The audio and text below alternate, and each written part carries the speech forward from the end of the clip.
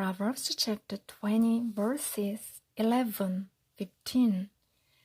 Even small children are known by their actions.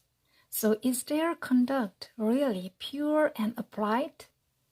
Ears that hear and eyes that see, the Lord has made them both. Do not love sleep, or you will grow poor. Stay awake, and you will have food to spare. It's not good,